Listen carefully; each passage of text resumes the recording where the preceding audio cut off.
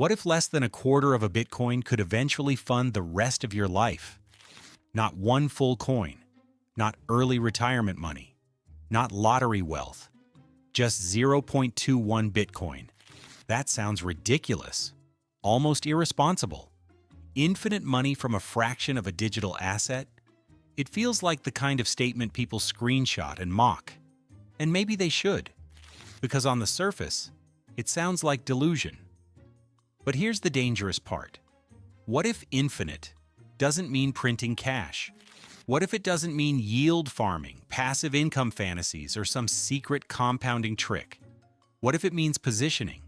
0.21 Bitcoin is 1/1,000,000th of the total supply, a fixed slice of a system that cannot expand, a permanently capped share of digital scarcity.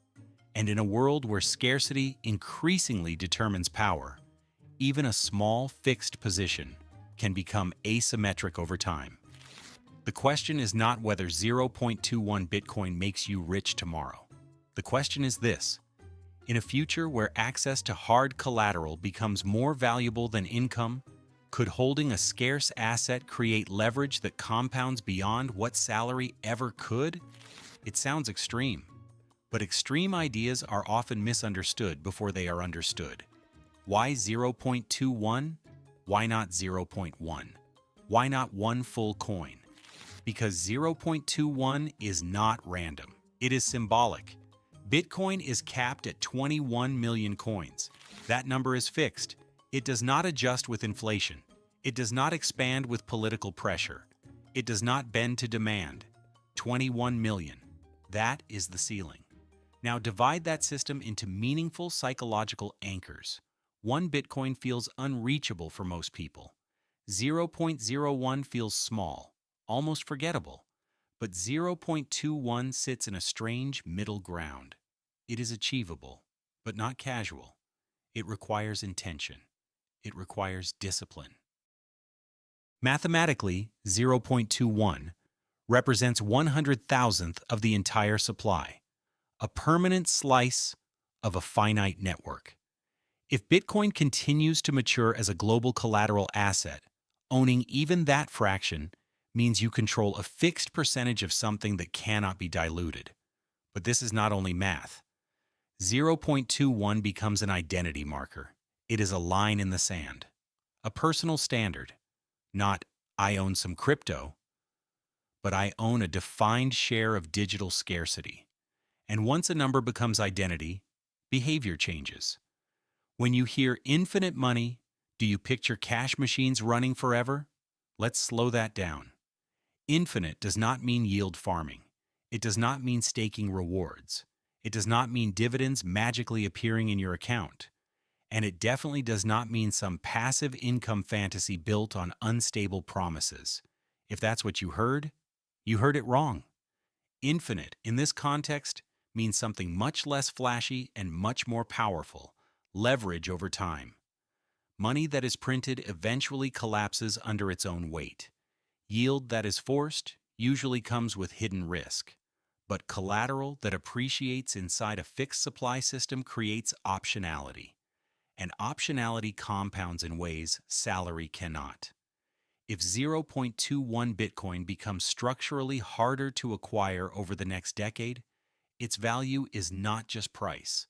Its value is access. Access to credit. Access to negotiation power. Access to opportunities without liquidation. Infinite does not mean endless spending.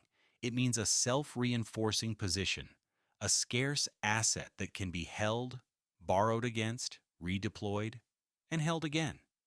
Not consumed, not exhausted, just repositioned. The engine is not printing. The engine is time combined with scarcity. And that is a very different kind of infinity. What if the real mistake is not owning too little Bitcoin, but selling it too early? Most people think in one dimension. Asset goes up. You sell. You spend. You celebrate.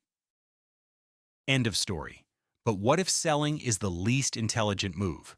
When you sell 0.21 Bitcoin, you permanently reduce your position in a fixed system of 21 million coins.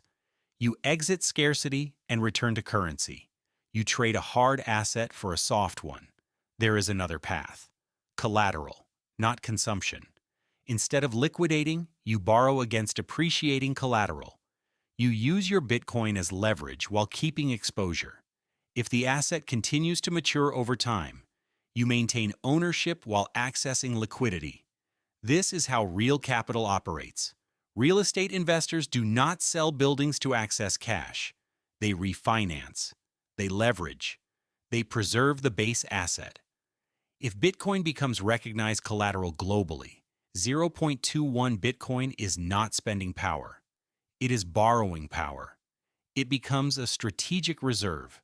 Consumption ends the cycle. Collateral extends it. The difference is subtle today. But over a decade, the difference between selling and borrowing could define whether your position compounds or disappears.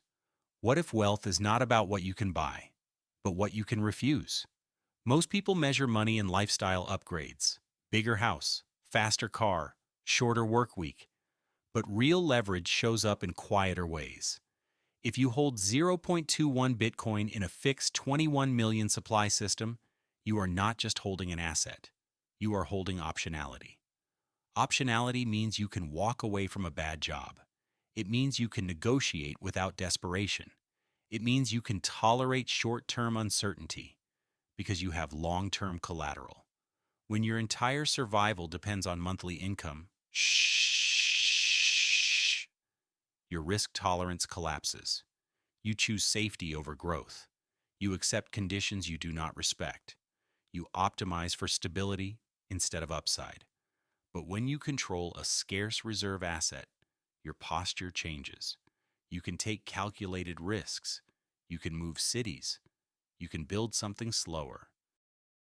You can think in decades instead of quarters. 0.21 Bitcoin will not magically solve your life. But if scarcity strengthens over time, it becomes a psychological anchor. And once you stop operating from fear, your strategy changes.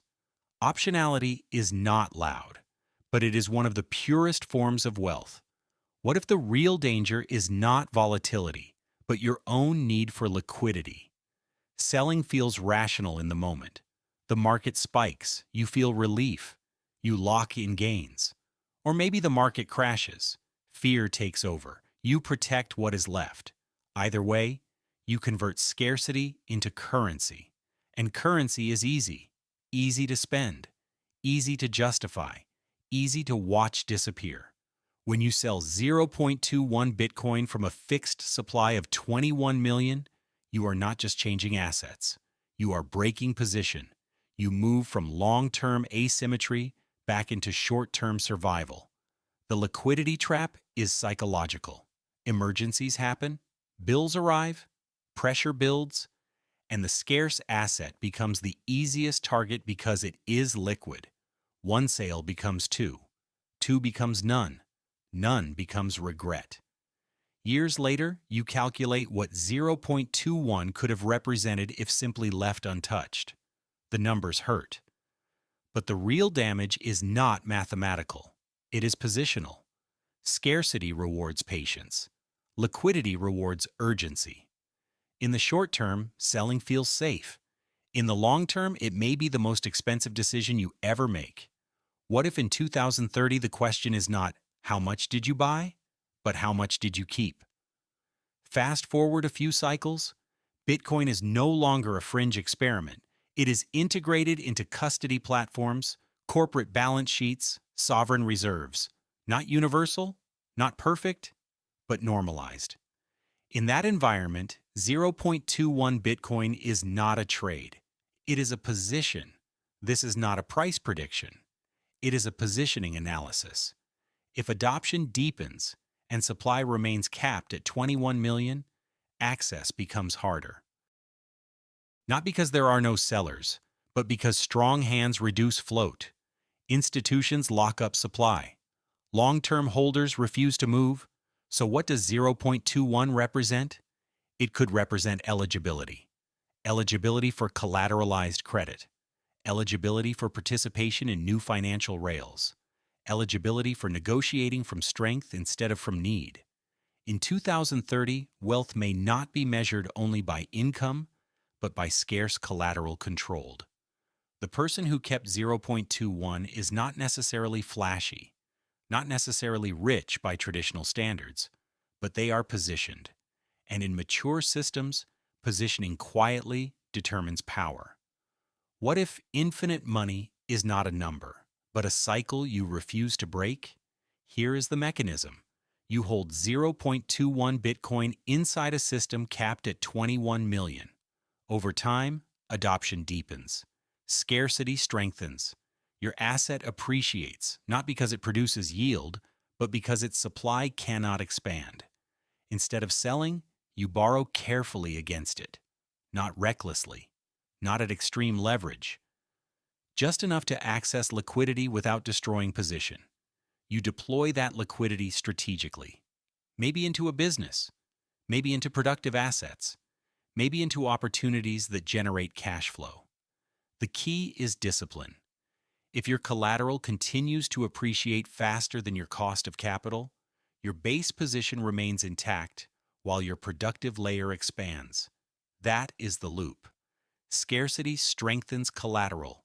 Collateral enables borrowing. Borrowing funds productive assets. Productive assets reinforce stability. Stability protects collateral. No printing. No magic yield. No fantasy compounding. Just a self-reinforcing engine built on asymmetric scarcity and controlled leverage. Infinite does not mean unlimited spending. It means you never have to liquidate the foundation. And when the foundation stays untouched, the engine can run for decades.